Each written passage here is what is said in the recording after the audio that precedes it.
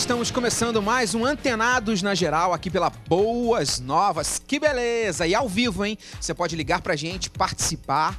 Nosso assunto sempre muito interessante, muito relevante para a sua vida e você pode sim participar. É só ligar. Estamos ao vivo, Antenados na Geral, só começando. Ele é pastor da Igreja Congregacional do Correia, em Guaratiba. Estou falando do pastor Luciano Serenado. Muito bom tê-lo aqui. Boa tarde, graças e paz a todos, graças e paz a você, muito boa tarde, que você possa ser abençoado nesse debate, que nós aqui possamos ajudar, auxiliar nesse tema interessante. Eu queria agradecer mais uma vez o convite. Eu não posso esquecer, Lincoln, senão o pessoal briga comigo quando eu chegar na igreja. Mandar um abraço para a minha igreja, o pessoal do Caldeirão lá da igreja do Correia. Caldeirão, chama Caldeirão. É o apelido da nossa igreja, porque lá não tem panela, é só um caldeirão aberto, tem espaço para tudo, boa, tá bom? Boa. Então Deus abençoe a todos. Grande abraço.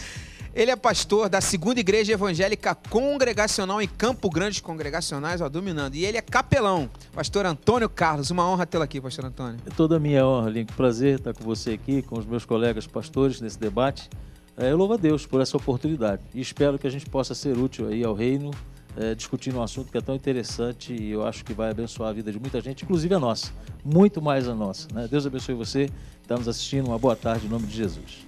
Legal, e o meu amigo, meu brother, ele que é pastor auxiliar da Igreja Batista do Recreio, já o meu brother aí de caminhadas aí, caminhadas midiáticas, meu amigo pastor Ricardo Penudo. Uma honra tê-lo aqui, pastor Ricardo.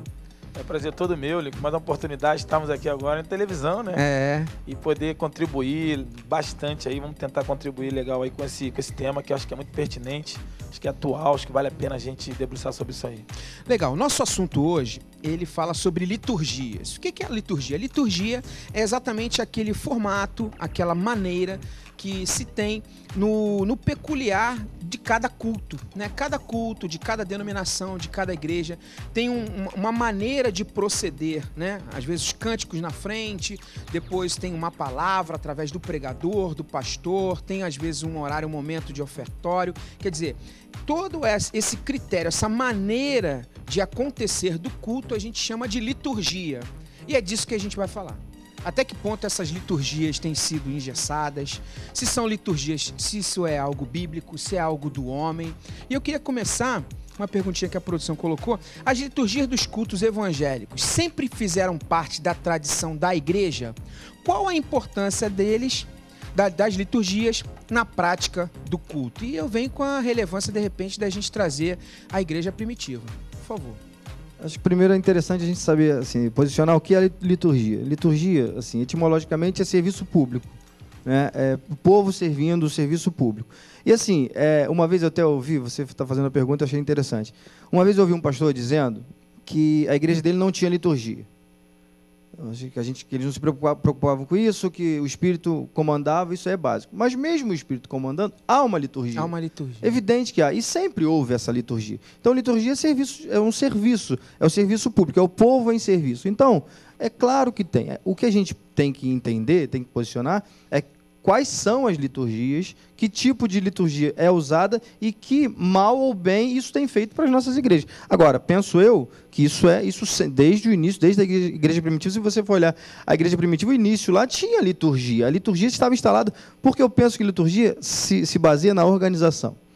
Mesmo é evidente que o Espírito vai agir, mas precisa repente, que haja uma organização. É evidente, né? Porque senão fica fácil, né? Nós pastores. E aí você não organiza nada, você não programa nada e vamos fazer o culto. Não é assim. Então, Deus é um Deus, eu gosto de frisar isso, Deus é um Deus extremamente organizado e a gente tem que seguir o nosso Deus, nesse sentido e em todos os sentidos. Ricardo. Ô, pastor Antônio, por favor, fica à vontade. Então, eu ia falar o seguinte, que voltando para a igreja primitiva, a gente vai conseguir lembrar, por exemplo, de um texto de Paulo, lá escrevendo a carta dele aos Coríntios, na primeira carta, capítulo 14, ele fala assim, o que a gente faz quando se reúne? Ele vai dizer, olha, um tem salmo, o outro tem cântico, o outro tem doutrina, o outro tem línguas e o outro interpreta. Ele vai dizer isso no contexto do capítulo 14, lá que ele fala exatamente sobre o dom de línguas, mas o assunto ali, nesse verso, não está relacionado ao dom de línguas, está relacionado à ordem do culto. E ele fala que tudo isso seja feito com decência e com ordem. Então ele está ensinando ali que a igreja deva ter sim uma liturgia. Agora, ele não está dizendo em que momento cada uma dessas coisas deve acontecer no que culto. Que formato, né? Ele está dizendo que isso tudo tem que ter no culto, até porque o culto é adoração à divindade, no primeiro lugar. O culto é um lugar onde você é edificado. O culto é o lugar onde você fala as coisas para Deus através do louvor, da oração, e você ouve de Deus através da mensagem. Eu costumo dizer que o culto é um grande diálogo, né? Você primeiro, isso já trazendo para a nossa liturgia.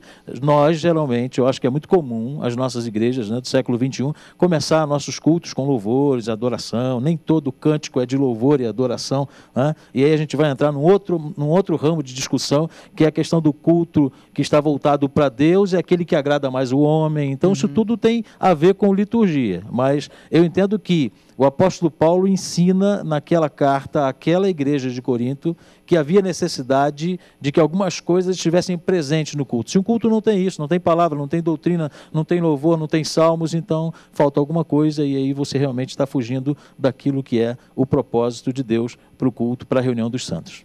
Ricardo. O meu entendimento é o seguinte, se nós formos observar, Jesus, em certas ocasiões, ele pediu para que o povo sentasse na hora de distribuir o pão e que agrupasse de 50 em 50, de 100 em 100. E em certa ocasião eu ouvi uma palavra do pastor Eovaldo Ramos, que ele falou a importância de criar essas comunidades. Ele falou, Jesus transformou a multidão em pequenas comunidades e abriu corredores para o pão passar. Então, existe a necessidade, eu acho que é um mal necessário, vamos botar assim. A liturgia, a ordem, ela deve existir, mas eu acho que o bom senso deve prevalecer para que seja mais leve possível, para que seja, acho que a doença está quando a pessoa engessa um negócio. Então, por exemplo, eu já participei em igrejas que o culto, a maioria das vezes, começava por louvor, mas já começou por palavra, não a palavra específica, né? A palavra, vamos dizer, central do culto, mas com uma palavra, né? E na época o pastor até Neil, ele tem esse costume de começar com uma palavra, ele chama de gotinha de sabedoria. Então ele começa o culto com uma palavra de 10 minutos. Né? A pessoa está chegando, o povo está chegando, o povo está né, chegando de ônibus, senta, e ele sempre introduz, ele sempre inicia o culto. É uma coisa diferente. E o louvor vem depois, às vezes. Então, eu acho que esse negócio, o que adoece é a gente ser aquela coisa de que tem que ter o louvor, depois tem que ser o ofertório, depois tem que ser coisa, depois fica de pé, depois senta. Quando o pastor entra, a igreja toda se levanta. Quando o pastor não é o pastor presidente, a igreja não se levanta. Então, essas coisas que eu acho que adoece, essas coisas prejudicam e engessa. Né? Eu acho que se tiver o mais leve possível, eu acho que é sadio para a organização do culto. Por exemplo, uma coisa que eu queria que vocês aprofundassem é essa questão do que o Ricardo coloca, de muitas vezes o que na verdade deveria ser liturgia vira uma tradição. Vai além da liturgia, que é o fato de sempre ser daquele jeito. Uma vez eu estava trabalhando aqui e uma pessoa falou, tem que mudar isso aqui. Alguém, por que vai mudar? Sempre foi assim, O fato de ser sempre assim não significa que não possa mudar para melhor. Com certeza. Né? Então eu queria que vocês falassem, porque a igreja sofreu mudanças. Né? Houve mudanças na igreja. Eu conheço historicamente, uma pessoa muito ligada à música, sei que no tempo de Calvino não havia música, só havia palavra. E a gente percebe que a música cresceu muito no momento litúrgico da igreja. Então, com essas mudanças, o que de repente é tradição, o que é liturgia e realmente é coerente com adorar a Deus? Deixa eu só pegar um gancho aqui. Eu creio que na igreja primitiva havia música. Porque quando Paulo, nesse texto que eu citei, diz que tem salmos, os salmos eram o inário, o saltério do povo de Israel. Então ali haviam muitos judeus ainda, a igreja... Lógico, quando Jesus citou, né? Então, Jesus exatamente. Então eu creio que lá naquele momento havia música. Eu acho a música essencial no culto, até porque ela prepara o nosso coração, ela nos abre assim, e mexe com as nossas emoções e trabalha essa realidade de você se aproximar um pouco mais, né, naquele momento de ouvir a palavra e receber o alimento da palavra. Agora, eu volto a dizer, é uma discussão que a gente talvez tenha que fazer à parte, né? Mas a gente tem que fazer. Que tipo de música tem se cantado nos cultos? Será que a gente tem realmente cantado músicas que são apropriadas para culto? Algumas músicas, meu irmão, me perdoe, mas são muito mais autoajuda do que ajuda do alto, né? São muito mais ajuda para quem recebe aquela letra do que algo que você está entoando, louvando e adorando ao Senhor, e para isso que existe culto. Vê se eu entendi, pastor Antônio, eu acho muito relevante o que o senhor está colocando, mas de repente são canções... Ontem a gente fez um debate falando sobre isso, sobre músicas para curtir e músicas para adorar. De repente são músicas que o cara poderia estar ouvindo num outro momento. Sem problema nenhum. Num outro momento. Mas dentro do ambiente de culto... Não existe... Culto é adoração à divindade, a palavra quer dizer isso. Então a gente precisa pensar melhor naquilo que vai cantar no culto. Me perdoe, eu não queria usar aqui, eu acho que até a questão ética é ruim a gente usar, porque são músicas muito conhecidas, mas são músicas antropocêntricas, elas pensam muito mais no homem. Eu quero o que é meu, devolvo o que é meu e tal. E aí isso não é música que adora a Deus. O que eu acho que é um desserviço. Elas acabam que estão muito inseridas nos momentos litúrgicos. Então, é um desserviço porque é uma contradição. Você se reúne em comunidade, em coletividade, em grupo, e você cultua na primeira pessoa. Isso aí tem muito. E essa primeira pessoa não é um sentido de pessoalidade que o indivíduo é valorizado pela própria palavra. Não, é um sentido de individualidade. Entendeu? Então não é uma questão de pessoalidade. Você pode dar um exemplo, porque... Pedro, só para o telespectador entender o que você está falando? Tem uns cânticos uma frase, aí, por exemplo, uma frase que de repente... Para mim, bênção para mim, e o cara não olha para o lado. Não, então o sentido de coletividade é para nós. Claro que Jesus morreu na cruz para todos, mas ele morreu na cruz para mim, no sentido de pessoalidade, não no sentido de individualidade, de mesquinhez, de possessismo, de egoísmo, entende? Então, o crente, quando ele está adorando, todos nós estamos ali, porque quando a palavra diz que Jesus chegou, viu a multidão e teve compaixão deles, ele não teve compaixão dela, ele teve compaixão deles. Deles quem? Os indivíduos. Então, ao mesmo tempo que ele vê a coletividade, ele vê a individualidade. Mas essa individualidade não é o sentido de egoísmo, é o sentido de pessoalidade. Jesus age na minha vida de forma pessoal. Aí é edificante. Mas muitos cânticos falam bênção para mim e alguns, bom, é para citar... Tem um aí que é clássico, que eu acho que é triunfalismo exacerbado, que, tipo, se não abrir eu vou passar por cima, e aqueles que não te ouviram vai ter que te engolir, ou vai ter que te aceitar, uma coisa assim. Entendeu? Falaram nisso. Então, é uma... Ouviu, né? Vai ter que me engolir. Eu tô com a Ilse, lá de Campo Grande. Alô, Ilse! Alô, meu querido. Tudo bem com você? Tudo bem, muita saudade. Muita saudade. Quanto tempo, né? Quanto tempo. E você sempre sintonizado aqui na Boas Novas. Você faz a coisa certa, né? Sempre. Qual é a sua colocação aí sobre liturgias, Ilse? Bom, eu acho assim que o culto tem que ter a palavra e o louvor, né? E um pouquinho de música, sempre faz bem, né, Linho? Que adoro. É verdade. Um beijão. Um beijo, fica com todos. Deus. E nosso pastor aí do Correio, aqui meu vizinho, né? Opa. Um abraço, querido. Deus abençoe. Deus te abençoe. Deus te abençoe. Até esse formato que a Wilson coloca, assim, um pouco de música e um pouco de palavra, tem polêmica nisso, né? Porque o pastor Antônio colocou uma coisa que a gente já vai para o break, mas no próximo bloco a gente pode falar sobre isso, que é a questão até que ponto a música valoriza a palavra. Quer dizer que tem um momento mais importante do culto? No próximo bloco a gente vai falar sobre isso. Eu vou para o break e já volto. Antenados na Geral, sempre um assunto muito bacana, enriquecedor para a sua vida. Eu volto no próximo bloco com Antenados na Geral ao vivo. Já volto.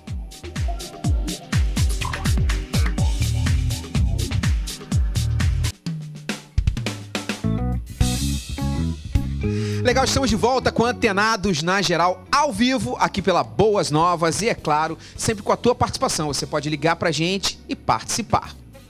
Hoje aqui no Antenados a gente falando sobre liturgias, né? Essa característica que tem dos cultos nas igrejas, que muitas vezes, eu gostaria que vocês falassem sobre isso, muitas vezes está afastando as pessoas das igrejas, né? A gente estava comentando, eu volto com o senhor, pastor Luciano, falando sobre o que é tradição, o que é liturgia e importante para adorar a Deus. Porque muita coisa vira tradição, né? Não é nem... eu comentei no bloco anterior que não existe a preocupação de mudar para melhor. Não, melhor ficar do jeito que está, porque se funciona desse jeito, tem que ser desse jeito até o fim. E até que ponto aquilo tem sido ideal para louvor e para a glória de Deus? Eu penso assim, eu tento primeiro fazer uma distinção entre tradição e tradicionalismo, né? Eu acho que a tradição, ela é indispensável. As igrejas, eu sou congregacional, eu falo que eu estou congregacional, eu sou servo do Deus vivo, estou congregacional, enfim. A igreja é tida como tradicional. Eu acho isso ótimo, excelente. Agora, ela não pode ser tradicionalista. E na liturgia, da mesma forma. A tradição você vai ter, porque se a gente for olhar o coral, as igrejas que têm coral, isso é uma tradição. Mas faz parte da liturgia e não há malefício nenhum. Agora, quando isso passa a ser um tradicionalismo, é o que complica. Eu estava conversando com o pastor, antes de começar, com o pastor Antônio Carlos, antes de começar, e estava falando sobre isso. De um episódio que aconteceu exatamente disso, porque a igreja tinha um hábito, o costume, o tradicionalismo de começar sempre com o coral cantando. E aí foi dada uma ideia do ministério de louvor iniciar o culto. Foi uma reunião de 3 horas para ver se podia ou não. Isso é tradicionalismo puro. E que não vai ajudar em nada a adoração, o fluir do culto. Agora, a tradição ela tem que ser mantida, mas nesse sentido. Agora, é evidente que a mudança, eu acho engraçado, Lincoln, rapidinho, porque às vezes as pessoas falam, não pode mudar isso, não pode mudar aquilo.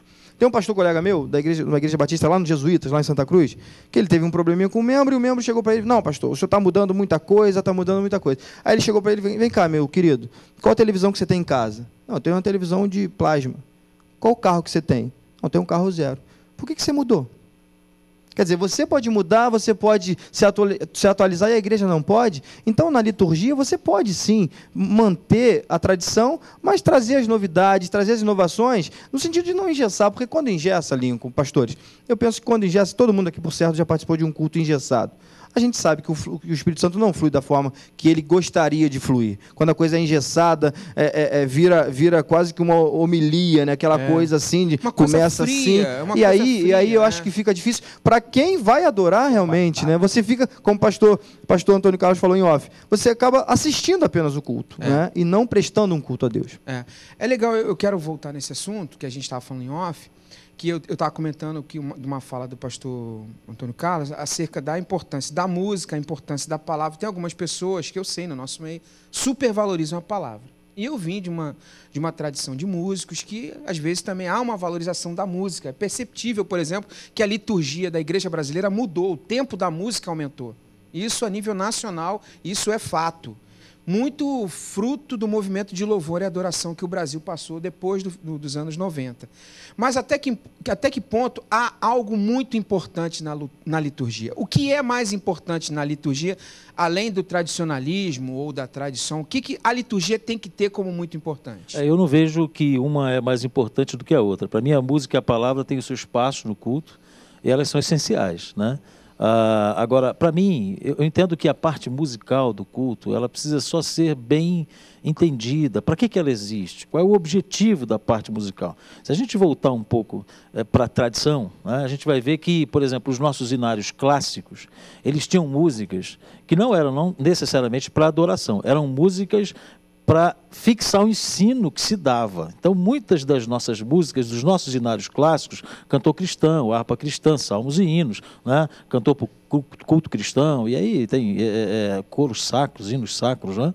Todos esses hinários, eles têm letras muito parecidas e algumas delas são replicadas em outros. A origem deles aqui no Brasil é os salmos e hinos, né? É o nosso hinário congregacional, mas eles têm muitas músicas que Dona Sara, uma das autoras de boa parte dessas músicas, Dona Sara Kalley, ela as fazia, e eu tenho um livro que fala sobre isso, né? Da biografia de Dona Sara, para fixar a doutrina ensinada pelo Dr. Kalley. Então, eram músicas doutrinárias. Agora, elas são importantes, extremamente importantes. Você grava e fixa muito mais o que você ouve cantado do que o que você ouve falado. Quem aqui já não gravou a letra de uma música sem querer porque o vizinho botou para tocar e ficou todo o tempo... Dependendo da qualidade dela. Né? Não, o grande exemplo que você está falando, até o mecanismo de neurológico, é a questão do gago, né? Exatamente. Na gagueira, a pessoa ele consegue falando, cantar. ela gagueja, mas quando ela canta, ela... Não, porque já vem sequenciado na mente as palavras. Para eu só concluir o pensamento. Então, essa é a importância da música, uma delas, né? Da música cristã, no culto cristão. A música de adoração, para mim, ela é extremamente importante no culto cristão, porque ela nos leva à coletividade do culto, a fazer aquilo que é culto, adorar a divindade. Então, eu entendo que a gente deve escolher a letra dessas canções, a gente deve escolher a música que vai ser apresentada no culto. E ela tem tanta importância quanto a palavra. Minha filha me dizia no carro, quando nós viemos para cá, pai, às vezes Deus fala comigo através de uma música. E eu creio que Deus fala através de uma música, não é? Agora, a palavra tem a sua importância. O grande problema, Lincoln, volto a dizer, é que quando às vezes a gente chega a um culto e a coisa não é bem dividida e a liturgia está complicada, você tem 80 músicas naquele culto, um monte de pessoas que cantam sozinhas, as outras apenas assistem o que está acontecendo, elas não participam, elas não cultuam, elas não estão ali participando ativamente do culto, estão assistindo um show, um evento, né? E aí, na hora da palavra, se sobra 10 minutos, o pastor dá graças a Deus, porque é o que ele tem para pregar e dar a bênção bênção apostólica, amém, acabou o culto. Uma coisa que eu queria agregar para que vocês comentassem, exatamente desse gancho que o pastor Antônio Carlos coloca, que é essa questão participativa, né? Até que ponto o culto, e eu vejo, a gente hoje tem pesquisa, outro dia estava conversando com um amigo meu, fulano falou que é crente, falou que é evangélico, o negócio hoje está complicado, porque o cara fala que é evangélico, mas, não, eu sou evangélico, mas eu não vou na igreja. Quer dizer, o IBGE já tem, estatisticamente, uma forma... Nominais, né? Evangélico não praticante. Não praticante, uma coisa que era originária dos católicos, né? E é exatamente o problema de virarmos uma religião, de virarmos um tradicionalismo muito mais do que um estilo de vida como cristãos. E aí eu acho que passa por essa linha litúrgica da pessoa não participar. E eu acho que tem um pouco de culpa de nós, líderes e pastores, que é a questão de uma pregação muito monoconduzida, sabe? Só um fala, só um conduz, e vai de encontro ao sacerdócio. E é isso que eu queria que vocês falassem acerca do sacerdócio na liturgia do culto. Lincoln, eu queria só ainda falar nessa questão da música, que é para a gente ter uma ideia da preciosidade da música, né? Isso aí foi até a Igreja Católica chegou a essa conclusão, um dos estudos, algumas décadas atrás, do grande crescimento da Igreja Protestante, evangélica. Chegaram à conclusão que a oportunidade aos leigos, né, entre aspas, né, e aqueles que não são oficiais, né, e também a informalidade da música. Então, a música ela tem muito essa importância, comprovado cientificamente, né, fisicamente, biologicamente, a música ela tem um sentido até terapêutico, então ela tem essa importância, ela tem como introjetar, como nós falamos aqui, a questão da palavra. Agora, o que eu vejo isso, a música ela sofre muitas variações entre nós, mediante também o perfil da igreja. Então, quando a gente fala assim, pô, mas essa música tem nada a ver, não tem nada a ver com você, mas em outras realidades, em outras comunidades, em algumas igrejas que tem essa ótica, é esse perfil aí. E o que a gente tem que estar ligado é aquele negócio que cada um tem o seu perfil. Então, existem algumas músicas que estão na moda, né, que estão sendo bem divulgadas, vinculadas, vendendo bem a cantora, mas não tem nada a ver com o que eu creio da palavra. Perfeito. E às vezes acontece isso. E aí a pessoa traz para cá, porque toca na rádio, porque todo mundo quando ouve chora, mas chega aqui, não tem nada a ver com aqui, entendeu? Então, esses cuidados que tem que haver. Eu estou com o pastor Fábio, de Senador Camará, na linha. Alô, pastor Fábio. A paz do Senhor, Lico. A paz do Senhor aí, pastor. Boa tarde. Tudo bem, queridão? Pode falar, tudo queridão. Bem. Eu recebo aí, mas eu sou presbítero. Presbítero, ainda, tranquilo. Fica tranquilo. Eu gostaria de perguntar aí aos irmãos qual é a opinião dos irmãos da importância da oração de joelhos na liturgia do culto. Ok. Obrigado, presbítero Fábio, obrigado. Um abraço aí para Senador Camará e toda a Zona Oeste. O Fábio coloca essa questão da oração. Eu volto no ponto, puxando esse gancho do Fábio, da questão do sacerdócio, né? Que é a não só assistir, o cara sai de casa, eu vou assistir o culto, quando na verdade ele deve compreender que ele é coparticipante do culto a ser prestado por todos, coletivamente. Mas até que ponto a liturgia está afastando isso? Eu acho interessante a pergunta do presbítero. É muito isso. Eu, há 15 dias fui a uma igreja e achei muito bonito. Infelizmente, isso é uma prática que está se perdendo nas nossas igrejas. Eu fui a uma igreja e vi assim, alguns adolescentes de 12, 13, 14 anos chegando na igreja e se ajoelhando. Eu achei aquilo lindo. Porque na minha igreja não tem esse hábito mais. E aí, quando no domingo eu cheguei na igreja, eu falei, não é que a partir de amanhã todo mundo vai fazer isso. Não, mesmo que não fique de joelho. Mas assim, o básico de você chegar na igreja, por isso que eu falo, eu acho que já faz parte da liturgia. Você chegar antes um pouco do horário do culto, e você se tranquilizar, ficar sentado, orar, fazer a tua oração. A gente está falando de sacerdócio, o sacerdócio é nosso, né? Então cada um chega lá e orar. Exatamente. Olha, Senhor, que tu possa estar me guiando, que eu possa estar te prestando um culto. Isso independente de idade. E isso, acho que o presbítero Fábio, né? Fábio falou exatamente sobre isso. Eu acho que a gente tem que resgatar e aí sim, essas tradições que durante o tempo vão se perdendo, e eu penso que não pode se perder. São coisas que enriquecem o culto, valorizam o culto, valorizam a própria liturgia. É bonito você chegar antes, você se preparar, você participar de um culto bem organizado, não significa dizer engessado, um culto bem organizado, onde cada um tem as suas partes, de forma que aquilo permita fluir e não engessar. A organização, em hipótese nenhuma, quando a pseudo-organização engessa, não é organização. Quando há uma organização, ela vai permitir, vai dar toda a condição que o culto se transcorra e que as partes aconteçam e que, acima de tudo, o nome de Deus seja adorado, que é o ponto principal do culto. Eu me lembro uma vez que eu fui ministrar numa igreja, fui tocar com um ministério famoso aí.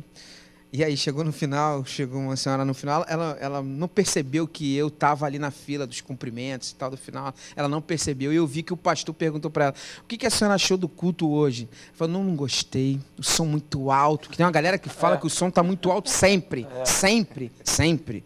Não, o som estava muito alto, o som estava muito alto, não gostei, pastor.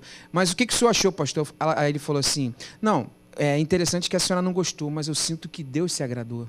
Pronto. Tem muita gente também que vai para o culto e parece que tem que estar em função dele, né? Não, que existe numa comunidade, uma igreja, é aquilo que, assim, não sei se você já teve a oportunidade de ver, né? Alguns irmãos que vão, líder de louvor, ou ministro, né? Que vão lá, e às vezes, assim, a gente tem ainda tem pregado muito com jovens, né?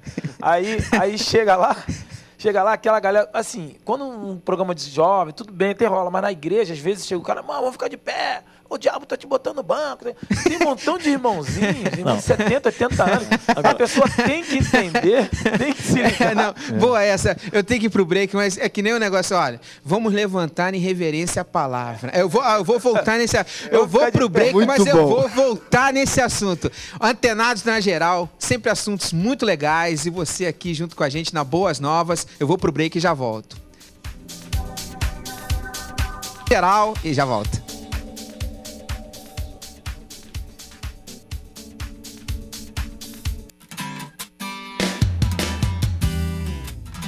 Legal, estamos de volta com Antenados na Geral. Sua tarde, uma beleza, e estamos ao vivo. Sim, você pode ligar e participar aqui desse debate maravilhoso, sempre com assuntos relevantes, e hoje falando sobre liturgias. Liturgia é esse hábito, esse costume, a forma, a organização, a ordem que tem os nossos cultos, né, nas igrejas, e a gente falando sobre isso. Rapaz, a gente devia gravar os offs, né? Os offs aqui foi muito engraçado. Mas eu queria fazer um merchan aqui bacana do pastor Ricardo Penudo, meu grande brother. Sexto da Diversidade, cara, um livro espetacular. Não é porque é do Penudo, não, cara. Esse livro aqui muito bacana, falando sobre a vida de Paulo, sobre uma passagem de Paulo em relação à forma que ele lidava com os outros apóstolos, e muito bacana, muito enriquecedor. Aí que o Penudo teve uma revelação, o negócio é punk mesmo, cara, muito legal. Pneumografado. Pneumografado da alma, né? Legal, mas eu queria que a gente voltasse e falasse sobre uma coisa que a gente comentou aqui, muito interessante, de algumas liturgias, algumas formas de culto, que eu falei no bloco anterior. Vamos levantar agora em reverência à palavra. Aí uma vez eu ouvi um garoto falar assim, um garoto, eu gosto desse negócio de garoto, adoro, porque, é garoto. Sincero, né? Porque Jesus volta e meia. Tem um garoto aí com 5 peixinhos, sabe como é que é? 5 pãozinhos, 3 peixinhos. Quando vem de garoto, né? É sincero. É um garoto aí, tudo é garoto. E aí um garoto chegou e falou assim: poxa, mas reverência à palavra é o que eu carrego comigo, e quando eu olho o pecado e eu não peco. Isso é reverência. Né? Então o cara levantar e sentar. E às vezes tem cultos, né, pastores, que a gente chega, o cara, agora levanta, vivo, agora senta, agora o irmão que está do teu lado diz que você ama, que ele é um príncipe de Jesus. O cara feio, meu Deus!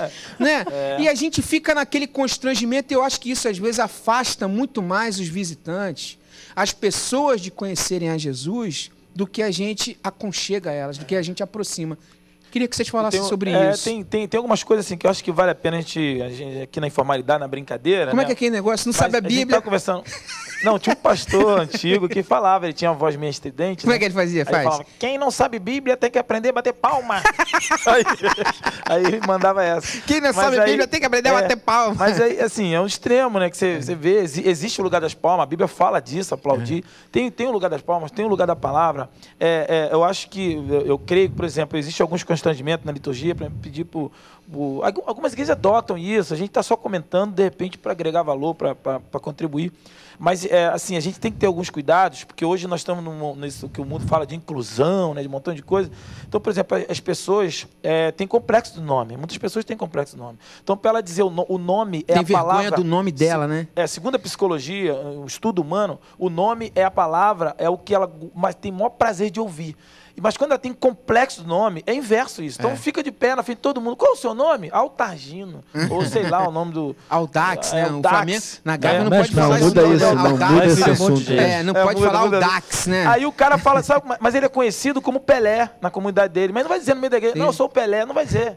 Eu sou, né, o Beto e tal. Então, a gente tem que ter cuidado. Então, sinta como se tivesse sua própria casa. O cara vir da casa do inferno, a panela voando, aquela confusão. Então, isso tudo são coisas que numa liturgia você pode afastar a pessoa, como você está falando aí. Existem alguns cuidados que a gente tem que ter, algumas percepções no dia a dia, no culto, que é válido. A gente está pegando pesado aqui com o que é tradicionalismo, com o que é tradição. A gente está lembrando muito de coisas do passado.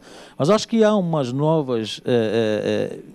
inserções nos modelos de culto, coisas que são coisas atuais. Exatamente. Por exemplo, os pastores que é negócio de PowerPoint, que é não sei o quê, são modismos. Esses modismos são perigosos também. Por exemplo, você falou do cara virar para o lado e dizer, você é lindo. Então, às vezes é uma mentira. Eu amo o seu irmão, o cara conheceu agora. Mas quer ver um negócio constrangedor? Abraça o teu irmão. Tem gente que não gosta disso. Né? Tem gente que se acha constrangido de fazer isso, se for uma senhora, se for uma jovem, se for um outro homem ao lado, sei lá de que forma. Tem gente, então é ruim, às vezes você constrange uma pessoa com uma liturgia que é nova, que entrou no mercado gospel, como modismo nos últimos dias. Por isso que eu acho, pastor, que assim, rapaz, no culto, por outro lado, a gente tem testemunhos, né? Só para a gente trabalhar os dois lados, porque certamente alguém em casa deve ter falado isso. Há relatos de pessoas que nunca receberam um abraço. E chegou na igreja e recebeu um abraço. Exatamente. Existe isso. Só que eu acho que assim, da mesma forma de chegar, não, vamos abraçar todo mundo. Gente, não vamos abraçar ninguém. Eu acho que a coisa não precisa ser conduzida. Exatamente. Lá na igreja a gente tem esse hábito. Não, mas graças... Desculpe, apenas acrescentando. Existem pessoas, né, Penudo, que têm essa característica. As pessoas faz isso naturalmente. E não são todos. Assim, a gente tem que entender. E graças a Deus, assim, eu não preciso, como pastor lá, eu não preciso. Gente, agora, não, é natural. E é interessante, rapidinho, foi uma determinada igreja, participaram de um culto lá, e aí eles participaram e cantaram e tudo, e aí depois do culto, o pessoal da igreja tem esse hábito de abraçar. E aí depois do culto, eu fiquei sabendo que alguém chegou dessa igreja e falou, poxa, legal a tua igreja lá, a igreja do pastor Luciano. O pessoal lá até abraça. Até abraça. Aí eu falei assim, até abraça, mas qual o problema no abraço? Quer dizer, então eu estava acostumado com aquela coisa da formalidade. Como o pastor falou, eu acho que tudo é equilíbrio. Eu sou chato com esse negócio de equilíbrio. Mas é tudo equilíbrio. Você não precisa conduzir, mas você tem que fazer com que a pessoa se sinta bem e queira voltar. Porque eu costumo dizer, quem não está na igreja, entra na igreja procurando um motivo para nunca mais voltar. Você quer ver uma coisa dos anos 90, que se tornou liturgia, infelizmente se tornou a liturgia, e que ainda hoje é repetido por umas pessoas? O pregador usar frases de efeito e mandar o público repetir. Repete comigo aí. Repete comigo. Diz para o teu irmão. O máximo que eu vou dizer em algum momento é o que ele disse para você também, né? Porque eu acho que isso aí é uma coisa muito, sabe, engessada. Repete aí, diz para o teu irmão. Sim ou não? Virou moda. Amém ou não amém? Exatamente. Então, perdeu-se. Temos que amém ou não amém. Se a gente for entrar no amém, que faz parte da liturgia... Existe algumas... como é que eu vou dizer? A importância da questão do recurso didático, catequel, a repetição é um recurso didático. Aí voltamos a falar. Pode ser uma exceção. É só ter o cuidado ou ter a percepção de não se tornar repetitivo. Do bom senso, do bom senso. Agora, olha só, pastor Mauro Ramalho, que eu quero fazer menção a ele aqui, é um grande mestre, né? De quem eu tenho um grande... É o meu amigo e eu gosto muito dele.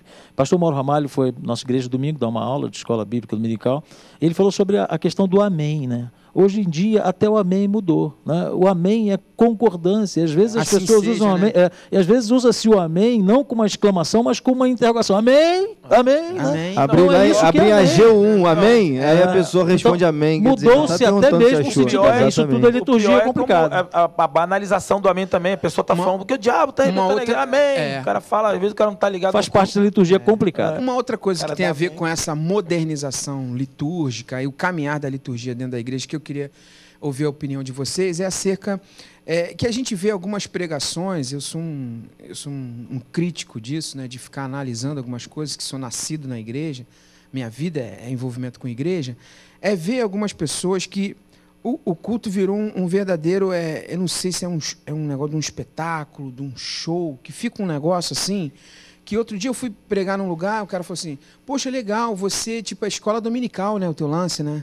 Quer dizer, ensinar a palavra virou um negócio demodê. virou um negócio fora de moda. Você está respaldado na palavra, parece que está fora aquilo tem espaço na escola dominical.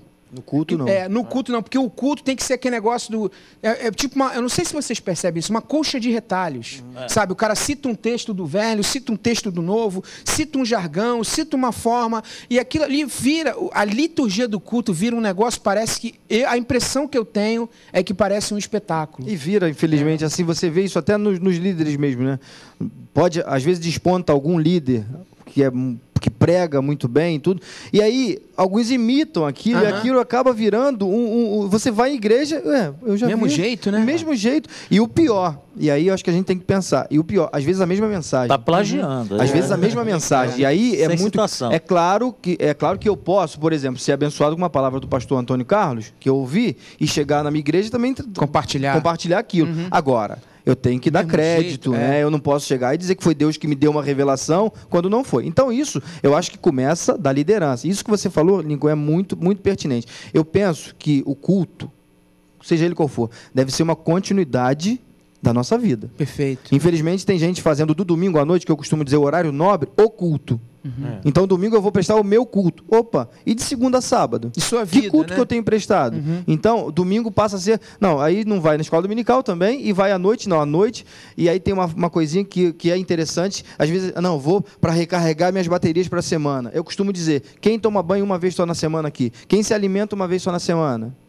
Agora, para se alimentar da palavra, eu me alimento apenas no domingo à noite e passo a semana toda. E aí o culto não flui. Não, existe a estatística, né, até do que a gente tem visto hoje, a média de 90% dos crentes só abre a Bíblia nos cultos templocêntrico, né? Então, o cara vai lá e hoje, assim, por causa da diversidade de horários comerciais e também faculdades e tal, então hoje os cultos praticamente é domingo e sábado que funciona, que tem aquela assiduidade grande. Eu queria dizer também, sobre essa questão de palavra, agora vou falar, eu como, assim, dito pregador itinerante, né, nesse período que eu tenho visto, principalmente a questão do livro, é que a gente tem ido em algumas igrejas, o pessoal fala, o itinerante é mole, ele chega lá, vai embora, mas existe outro lado ruim da história, né? E um deles é esse. Às vezes você chega no lugar que a igreja, o pastor, a cultura, às vezes o cara usa 20 minutos da mensagem. E para mim, a minha escola é sermão expositivo. Então, o pastor que me discipulou pregava 1 hora e tal. Então, hoje, chegar no culto, principalmente falar sobre 20 minutos, para mim é extremamente... Eu falo 20 minutos, mas é extremamente difícil. E é um exercício para mim. Eu cheguei numa igreja... eu cheguei numa igreja que o pastor falou... O outro pastor que me indicou, falou para ele... Para aí... Pô, mas lá tem que acabar 9 horas. Falou assim, tem que acabar 9 horas. Tem que falar mais, né? Eu falei assim, não, eu falei pra ele assim, não, eu acabo 9 horas. Que hora ele vai me passar a palavra? O pastor me passou 20 para as 9, bro. Olha aí. Aí eu falei assim, pastor, que hora eu posso até aí? Irmão, o culto termina 9 horas. O culto termina 9 horas, eu tenho que parar antes. E era 20 para as 9. Eu vou pro break rapidinho, mas a gente volta. Vamos pro break, porque em 20 minutos, né? Legal a gente batendo esse papo muito bacana aqui no Antenados na Geral. Vou pro break rapidinho, no próximo bloco. Mais coisas muito interessantes, falando sobre liturgia, falando sobre igreja. E você, antenado no lugar certo. Você está aqui na Boas Novas. E eu já volto com mais Antenados na Geral. Segura que eu já volto.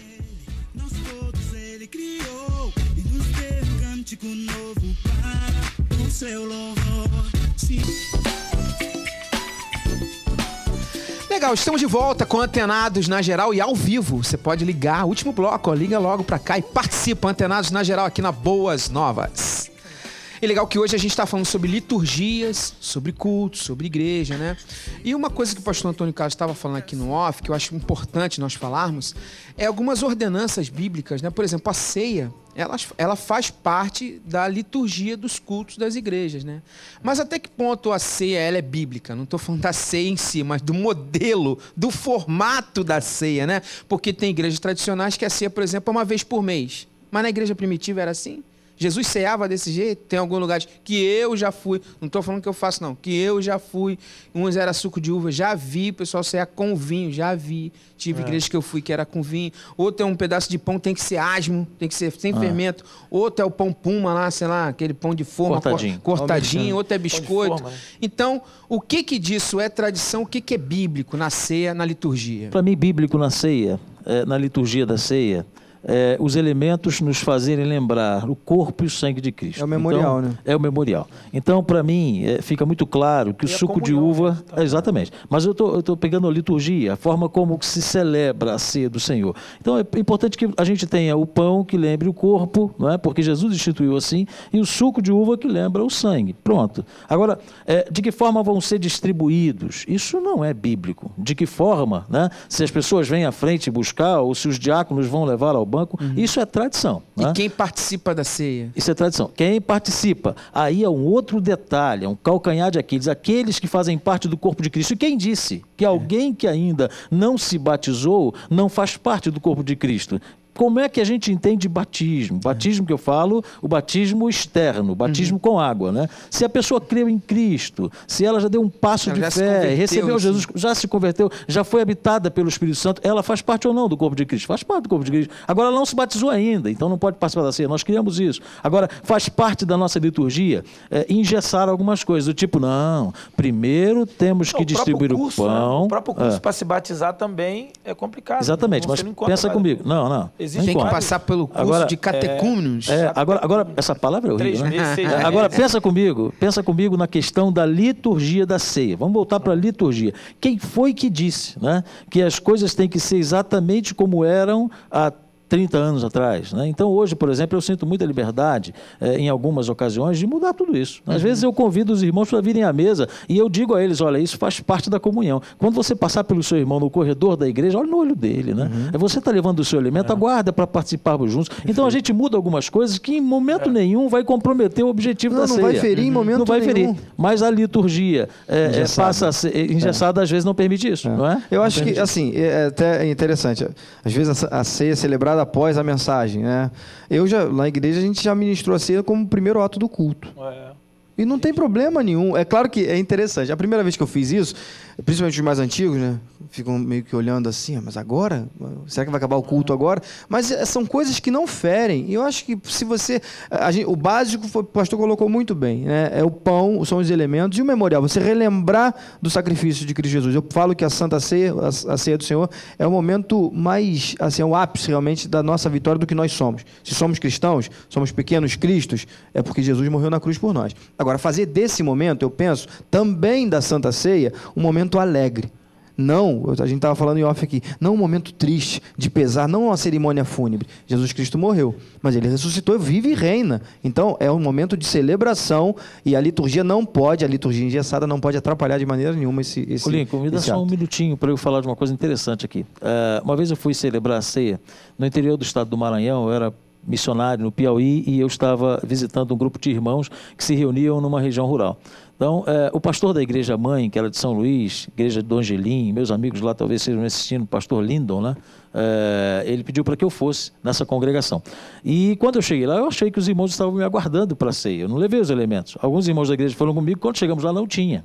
E não tinha onde comprar. Porque era uma tradição o pastor levar os elementos. Exatamente. Aí... O que a gente fez? Vamos deixar de celebrar a ceia? Não, vamos celebrar a ceia. Uma irmã foi lá, buscou um pãozinho em casa, outra irmã foi lá e preparou um suco de groselha, que não era de uva, né? E a gente fez a ceia. Então, podia ser um açaí, né? Sem problema, né? Tem a cor, né? Lembra o sangue de Jesus. Isso é importante, que a gente entenda essa questão litúrgica que Jesus institucionou. A instituição de Jesus foi a ceia do Senhor com elementos que lembrem a morte e o sacrifício dele, o derramamento de sangue e o corpo moído na cruz. Eu já ouvi, assim, ouvi muitas variações nisso aí, né? Missionários com pedaço de coco, com água de coco e por aí fora. Agora, aqui também já vi muitas variações também, não só nesses elementos, mas também na formatação como se faz, os dois elementos juntos, ou separado, um momento de cada vez. Isso acontece muito. Agora, acho que o que é interessante é manter, como já falamos, o resumo é a questão da representatividade do sangue e do corpo de Jesus e a ideia de estar entre os santos. Então, tem algumas igrejas que até, Batista, por exemplo, existe várias formas de ceia, né? Tem só os membros da igreja local, tem só os batistas, tem outros que têm a concepção de todos os convertidos e batizados. E existem algumas coisas que é tipo assim, são acordos uma ética evangélica, como, por exemplo, a ceia. Uma outra ética evangélica é a questão, aí eu já passo para a questão do batismo, que está praticamente junto, que é a ordenança, né? A questão do curso para se batizar. Então, você não vai ver isso. Em Atos, Filipe e Eunuco, você não vai ver, mas ali foi uma necessidade. Eu acho que é salutar, eu acho que vale, acho que é bom, eu acho que é sadio a pessoa aprender a palavra 2, 3 meses, não sei, tem igreja que faz 6 meses, não sei, tem um período para aprender. Agora, não vai dizer que é bíblico, que não é. Não tem base. Agora, é uma ética, vale a pena. É uma coisa que é um bom senso, a pessoa aprender, conhecer onde ela vai estar e para poder ir para o batismo. E pegando esse viés do bom senso também, só rapidamente, domingo passado, nós batizamos uma querida Fabiane, né, que se ela estiver assistindo, um beijo para ela. E ela não passou por esse curso. Lá na igreja a gente tem um tempo, mas ela não passou, mas porque cada caso é um caso. Porque a liderança consegue perceber onde está o estágio da pessoa, ela chegou para mim e falou, pastor, a gente viu realmente que ela aceitou Jesus, enfim. E aí ela está com o filhinho dela internado. O neném dela nasceu com 5 meses, nasceu com 500 gramas. E aí ela não pode ir na igreja domingo de manhã, que é a aula, que são os cursos. E aí o que eu vou fazer? Não, espera o garoto ter alta, o Lucas ter alta, para depois... Não. A gente conversou, você via, né, a conversão. O que impede de ser batizado? E a igreja toda, claro, né, aprovou. E domingo a gente teve o prazer de batizá-la. E ela é uma serva realmente dedicada a Deus, mas está nessa luta, porque todo dia ela vem um dia em casa, volta lá na Tijuca, para o hospital, para acompanhar o garotinho. Seria correto, seria ético, seria lúcido da minha parte? Não, olha só, espera. Depois que tudo regularizar, a gente se batiza? Acho que seria injusto com uma pessoa que está ansiando, está querendo, está frequentando e está sentindo o que ela sentiu no domingo passado. Principalmente quando impede uma pessoa, como nesse exemplo, por exemplo, de ser batizada, ou seja, ela está privada de algumas direitos da igreja, né? Mas o dízimo é aceito. Isso aí é manto de mistério. Aí não tem problema, né? Agora, uma coisa que a gente está caminhando para o final, que eu queria que vocês colocassem até como uma forma de arrematar o nosso assunto, é acerca de que o culto, eu sei que o Ricardo conhece bem esse assunto, sempre fala a respeito disso, dele ir da questão do culto na vida, né? Ser muito além da questão da reunião nos templos, né?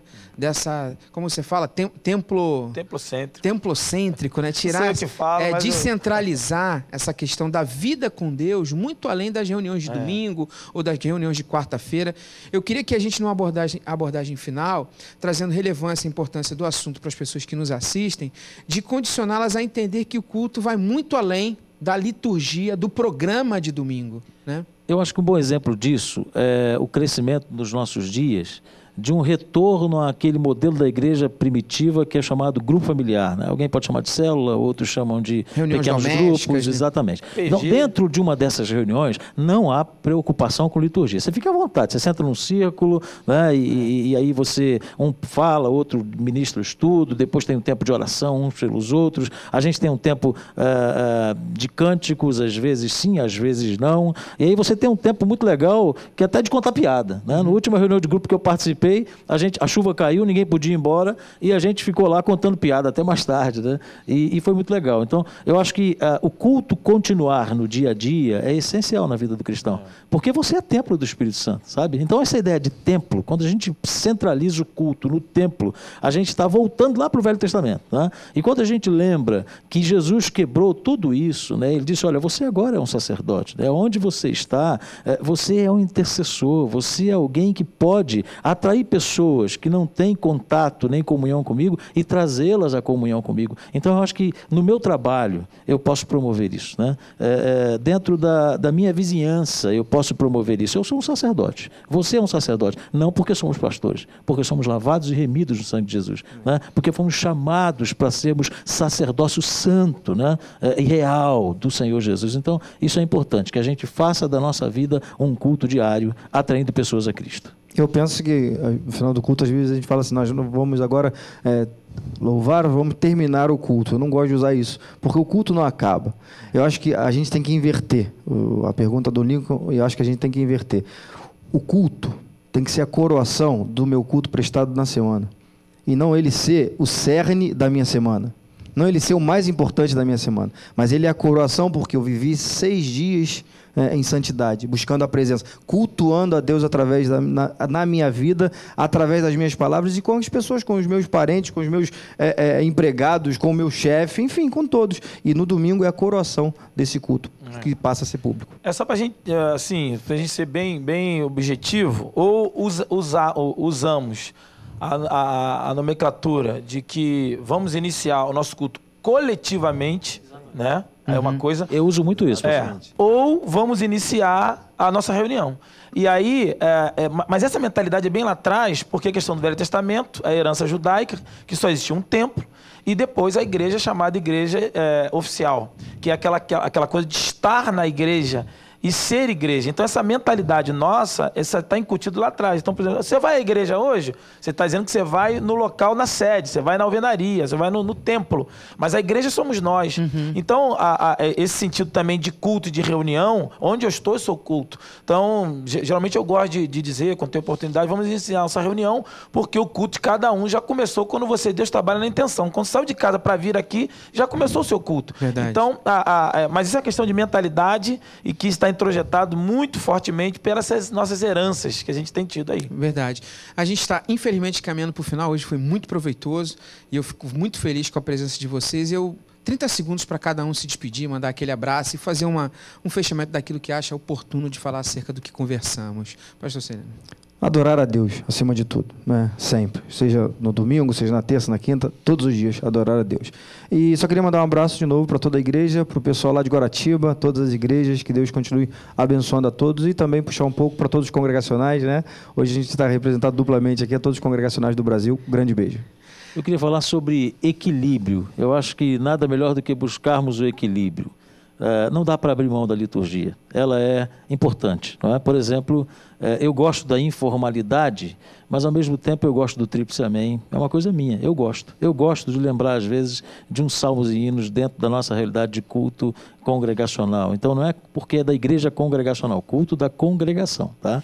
Então, buscar o equilíbrio, a informalidade dentro das nossas raízes, aquilo que importa e aquilo que não engessa. É isso que eu acho que é legal. Pastor Ricardo Penudo. Mandar um abraço aí pessoal da PIB do Recreio, né, minha amada igreja, e dizer que hoje à noite eu vou estar na comunidade evangélica Betel, na Cidade de Deus, lançando um livro lá com o pessoal lá na Cidade de Deus, e também domingo na Igreja Batista em Campo Grande. Legal. Audiência grande em Campo Grande.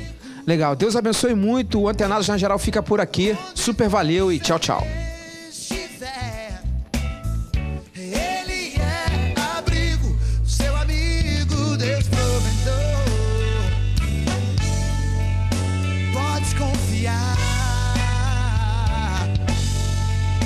Pode confiar.